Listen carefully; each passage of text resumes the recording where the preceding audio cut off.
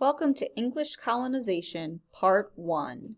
Again, we're going to focus on the essential questions of why did the English decide to colonize North America, and what were the effects, good and bad, of the English arrival in North America.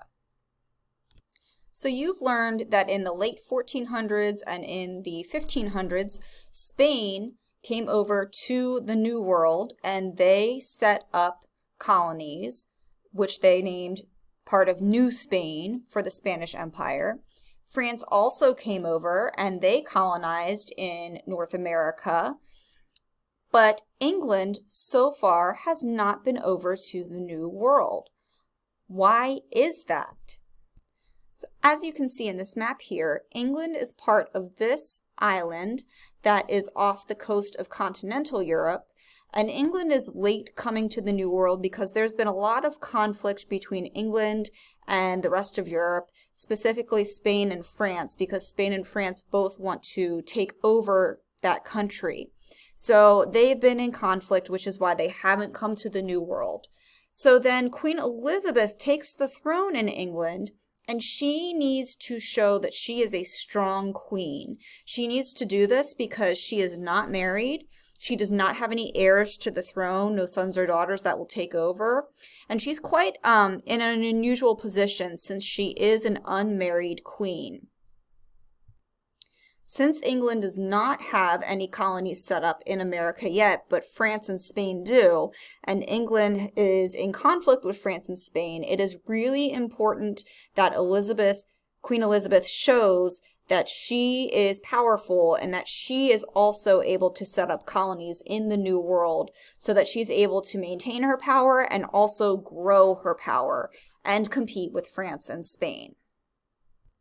The first colony that Queen Elizabeth is going to try to set up is going to be named Roanoke. This is not going to be a permanent settlement, as you're going to hear, and this is actually one of America's first unsolved mysteries. So let's listen to learn what happened with Roanoke.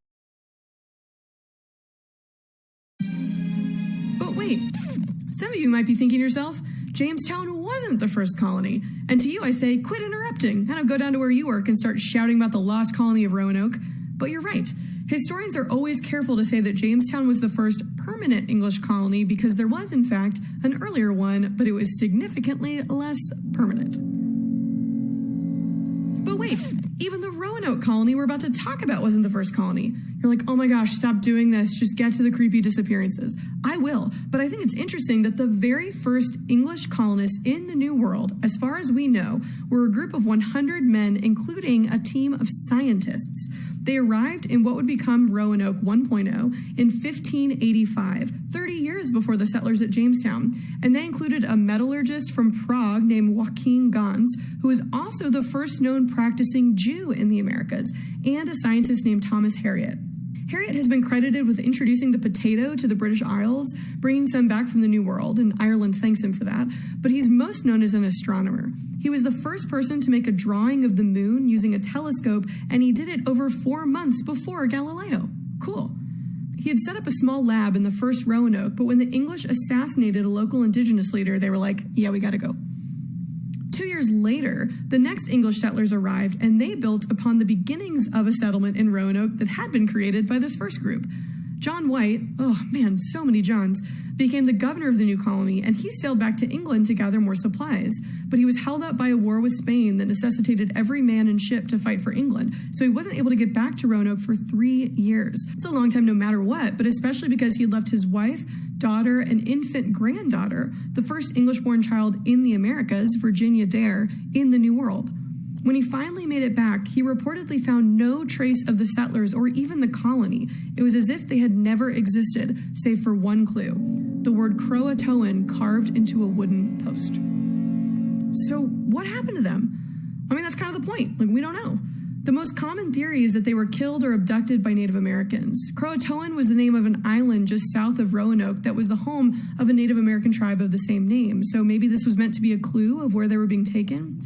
Others have proposed that they could have tried to sail back home and gotten lost at sea, or been attacked by Spaniards marching up from Florida. Or maybe they just moved further inland away from the marshy land and were absorbed into a friendly tribe. That'd be kind of nice, wouldn't it? No, they probably all died. Sorry.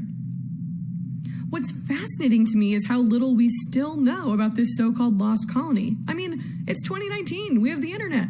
But despite over 100 years of excavations, no trace has been found of the town. Most likely changes to ocean currents and rising waters flooded the site over the last few centuries, but nonetheless, archaeologists even today, as we speak, are searching for the true first American colony.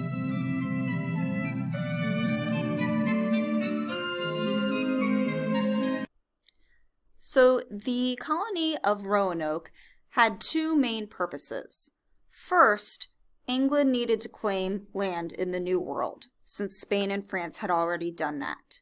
And second, England wanted to find gold in the New World.